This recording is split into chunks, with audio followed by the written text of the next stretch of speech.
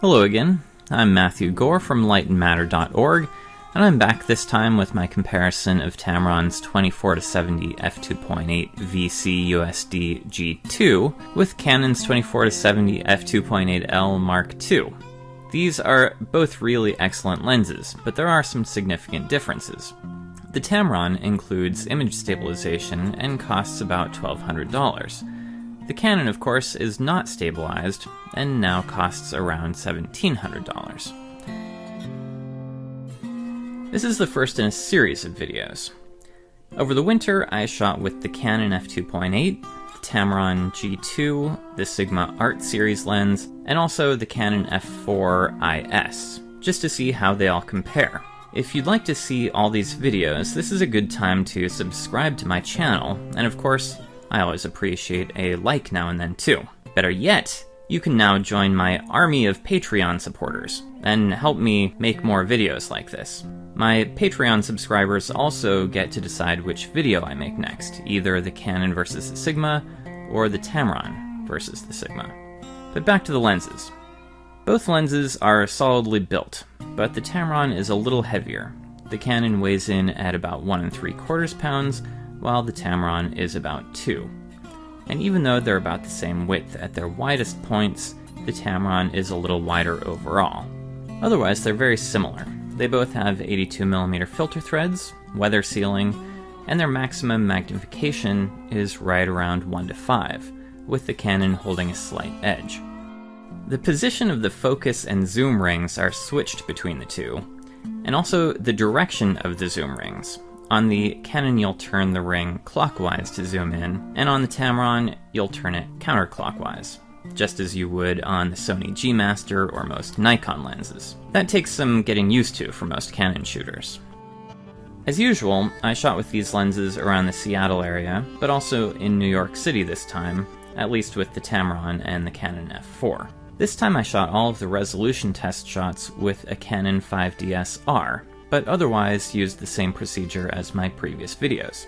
Shooting from a tripod with the mirror up and stabilization off, I focused with live view, used a remote release, processed the files as 16-bit RAW, with no extra sharpening or lens correction in Adobe Camera Raw. If you'd like to take a look at some of the RAW files yourself, you can download a group of them here, or by following the link in the description below. So let's begin by taking a look at the image quality at the wide end of the zoom range. Wide open here in the center, first we notice some pretty obvious moire in the fine lines on the side of this building, since the 5DS-R doesn't have a low-pass filter. The fact that it's worse on the Canon side is a good indicator that the Canon is resolving more detail, and you can see the difference if you look at the fine lines there. The Tamron is nice and sharp too, but not quite on par. As we move away from the center, the difference becomes more apparent. Take a look at the text on this BMW sign. Out at the edge of the frame, the image quality is suffering with both lenses, but the Tamron is getting noticeably blurry. It's easy to see in the details of the container cranes on the waterfront here. Interestingly, when we look at the opposite corner, the Tamron doesn't look so much worse than the Canon to me. Stopping down to f4, things don't look a whole lot different in the center. They're both still nice and sharp, but the Canon is resolving more detail, which is still apparent in the moire. Moving away from the center, the Tamron is catching up, but the Canon is still a bit sharper and more contrasty, but the difference is almost gone, and would probably be imperceptible on a lower resolution sensor. At the edge here, the Canon is a bit sharper than before, but the Tamron is still disappointingly blurry. Stopping down to f5.6, things still look the same in the center, with the Canon a bit sharper, but they're very close. Moving away from the center a bit, they're almost identical, but I think I can see an antenna up here on the Canon that isn't there on the Tamron side. Out at the left center edge, the Canon is still much sharper than the Tamron, but on the right side, there's no significant difference at all. Stop down to f8, the difference away from the center here is gone, and I can see the fine antenna through both lenses, though it looks like they didn't survive the video compression. On the edge of the frame, there's still not much difference. Looking at the detail on the top of this building, there's a little more you can see on the Canon side, but it's a judgment call. There's nothing you'd even see in a print. However, there is still a significant difference out on the left edge. When we zoom into 70mm though, the tables turn a little bit. Wide open, the Tamron looks a hair sharper here in the center, looking at these tree branches, and maybe this fire escape back here, but they're very similar. This isn't a difference you'd notice in a print. Moving away from the center, the Canon is clearly more contrasty, and we're getting a little more detail here too. The difference is easy to see when looking at this courtyard sign. Really, it's impressive that I can see this sign at all, considering that I was shooting with a 70mm lens from about 2 miles away. Near the edge of the frame, they're both a little soft, and again, they're almost identical, but the Canon is a bit sharper. At f4, I don't see any difference in the center, even in the fine details. If one is measurably sharper than the other, it's not relevant for real-world use. Over here, looking at I-5 during one of the rare moments when it isn't completely clogged with traffic, I'd say that if anything, the Tamron is slightly sharper, but for all practical purposes, they're identical. At the edge, both lenses have some trouble with magenta fringing along the outer edge of this building, but it's worse on the Canon side. Otherwise, there just isn't much difference. At 5.6, things start to get interesting. In the center, they're still the same. Over here at the Freeway, if anything, the Tamron looks a little sharper, particularly looking at this crane. If you try to read the Freeway signs, you'll notice that the Canon produces a larger image, so the Tamron may be closer to a 67 or 68mm. That's common with zoom lenses. At the top of the frame, in Photoshop, the Tamron looks just a bit sharper, but here in the video, they look about the same. Out at the left side, the Tamron is noticeably sharper when you look at the key bank sign and the text on these signs by the yellow car. At f8, the Tamron is just a little bit sharper here. Still easiest to see in these signs. And back up at the top of these towers, they're really close. I'd say that they're identical, except that the Canon has more contrast. Also, this railing along the roofline is much easier to see on the Canon side, but I don't know whether that's because of a difference in lighting or not.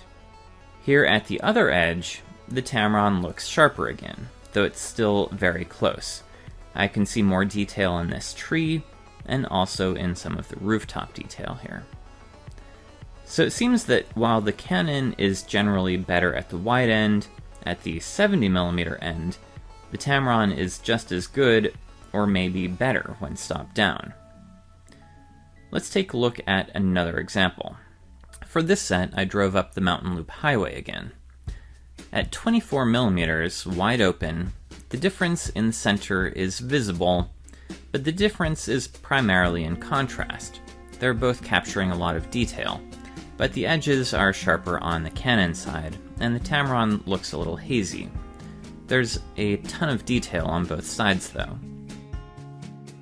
The same thing is true away from the center here a little. The Canon is still more contrasty and is capturing a little more detail, but it's a pretty modest difference, considering that this is zoomed in all the way on a 50 megapixel image. Looking up at the snow-covered trees in the corner, it's pretty clear that the Canon is sharper and capturing more detail all around. It's especially apparent in the trees at the bottom of the frame. At f4, the Tamron has gained a lot of contrast in the center, and now they're virtually indistinguishable. If you shoot with a 5D Mark IV or any lower resolution camera, these will certainly look identical. Away from the center a bit, the difference remains pretty unremarkable, but I think the Canon retains slightly better contrast, though it's possible that what we're seeing here is a difference in lighting. Either way, they're both excellent. Up here in the corner again, the Tamron has really caught up.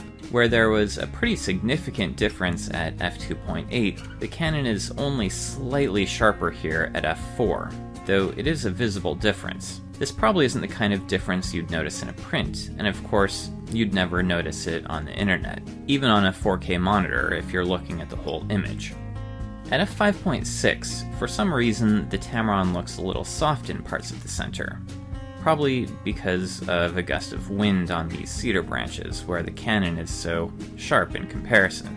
Overall, though, they're still about identical, though I think the Canon still has an edge in contrast. Away from the center, there's really no significant difference here. Certainly, any adjustments in contrast or sharpening in Photoshop would be more important than lens choice here. Up here near the corner, things are pretty even again. And just for consistency, looking down at the bottom left corner, again, they both look really great. The colors are slightly different, but this is something that you can profile out of your workflow with a color checker and a custom camera and lens profile. And even though it's pretty much academic at this point, here's what they look like at f8 out here. Again, no significant differences. Taking a look in the right corner trees, they both look great. The Tamron is nice and contrasty here now. And the same thing is true down here in the bottom right. No obvious differences.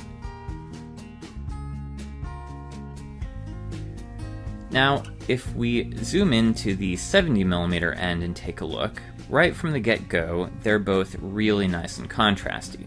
I would say that they look identical here, but looking at this little forked twig, it's just a hair sharper on the Canon side. And I guess I'd say the same thing all around. The edges are just a hair crisper through the Canon at 50 megapixels. Away from the center a bit, I don't really see any significant difference. There's a little room for improvement on both sides. The Canon might have more contrast, but it's too close to matter. Out at the edge of the frame, the Tamron is actually noticeably sharper than the Canon. In some of these branches, the Canon side looks a little soft, and we're getting a little more detail in the bark of these trees in the background on the Tamron side. Stopping down to f4, not much has changed in the center. The Canon is still a bit more contrasty, slightly sharper, but they're both excellent. In fact, let me just point this out. This little branch detail that I'm looking at here is just a tiny detail that's so small that it's invisible here at 1080p resolution. Anyway, down here along the river shore, the Canon is a little sharper when looking at the texture of the gravel between the rocks, but they're still nearly identical. We do see a significant amount of cyan green fringing on the rocks down here on both lenses, and cyan and magenta up here on this patch of snow. I'd say this chromatic aberration is a little worse on the Tamron, but it's a problem on both sides. Luckily, that's pretty easy to fix in post-processing. Up in the top corner, I wouldn't say that either one of them is super sharp, and again, they're pretty close. Maybe the Canon has the edge. Stopping down to f5.6, any significant difference that was visible at f4 is gone now in the center. They both look great. Out here, again, they're identical. Some details appear sharper on the Tamron side, maybe some sharper on the Canon, so I'd call it a toss-up. Up closer to the corner here, the Tamron is still slightly sharper than the Canon, but the difference is getting to be pretty insignificant, probably invisible even at 24 megapixels. On the opposite corner, though, the Canon is sharper, with some of the fine details on the Tamron side looking a little streaky, almost like motion blur. Normally I'd say that this would be the result of decentering of the optics, or another alignment problem, but as we've seen in these images, these variations are not consistent, which leads me to believe that we're seeing the effects of an image stabilization element failing to return to perfect alignment when the stabilization is switched off. Unfortunately, I didn't recognize this as a possibility at the time and make further tests, and I have sent this G2 back to Tamron already. So this is something I'll have to keep an eye out for in future tests. Regardless, in this case, the difference is pretty modest, and stopping down to f8 makes them more similar, although the advantage on the Canon side doesn't disappear completely. In the upper corner, though, I'd say that there's no significant difference in resolution, though we do see a little more color fringing up here. And here on the other side of the frame, the Tamron is just slightly sharper, but they're virtually identical. With that in mind, I would summarize the resolution and sharpness of these lenses like this. At the wide end, the Canon is a little sharper all around, but particularly towards the edges at f2.8 and f4. By f5.6, the differences are pretty modest, except where we saw some fall off on the left side with the Tamron in a couple of instances.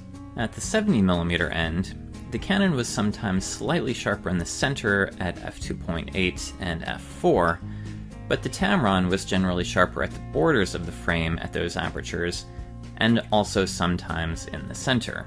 By f5.6, they're identical for all practical purposes, though there may be slight variations around the frame.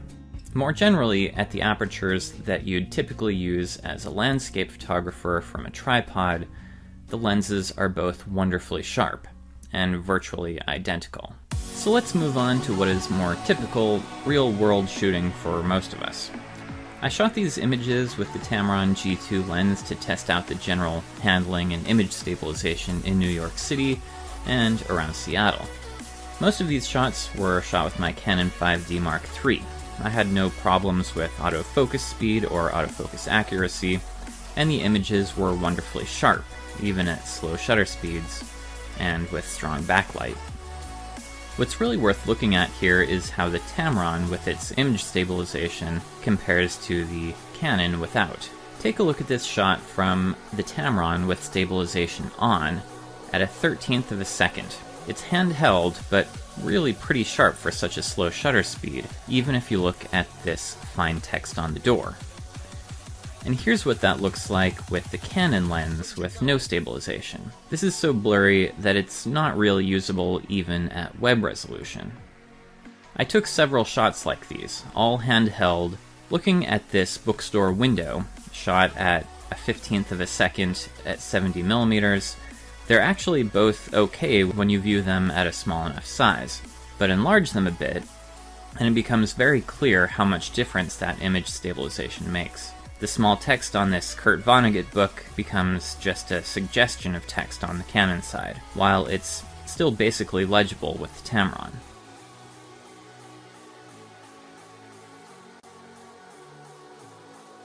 So if you're a travel photographer or event photographer that frequently works in low light, the image stabilization of the Tamron lens is likely to make a much bigger impact on the clarity of your images than the tiny difference in resolution. That's worth keeping in mind. And finally, we get to the lens's autofocus and focus tracking performance. I shot several children's basketball games with these lenses. Both of these lenses did pretty well when it came to focusing and shooting single shots. These were all shot with the Tamron, and they're all just fine. All of these show the softness associated with an ISO of 12,800 or 6,400, but focus was no problem, whether the players were far or close or running or stopping or whatever.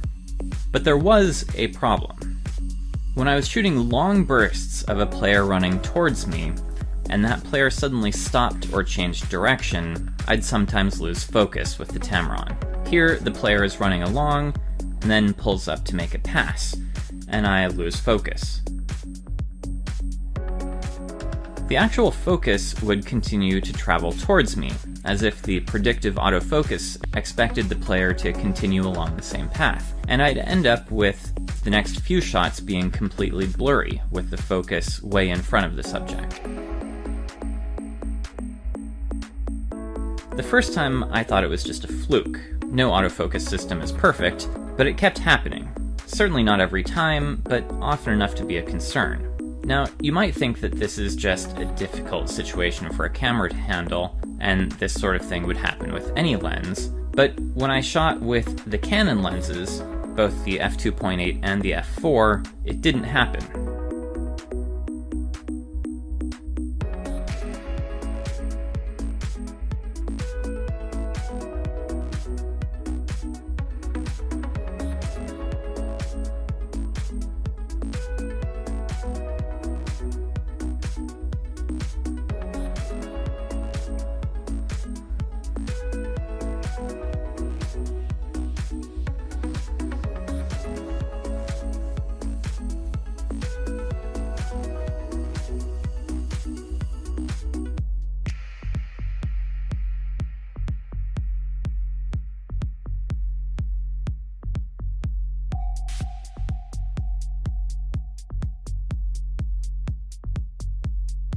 In all of the games that I've shot with my Canon lenses, I've only seen this phenomenon once, which you can see here.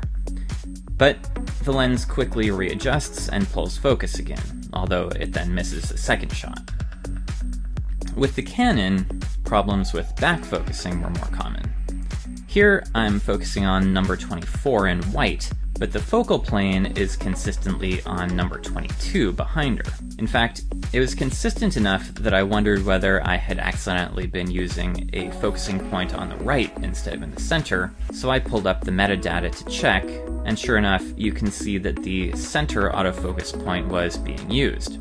But that was relatively rare with the Canon.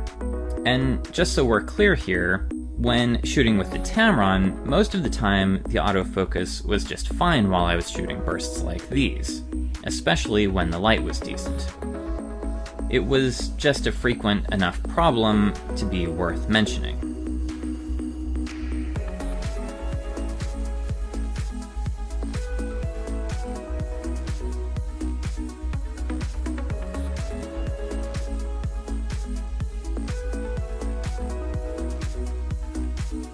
So, to sum up, both lenses focus quickly and accurately for general sports and action photography.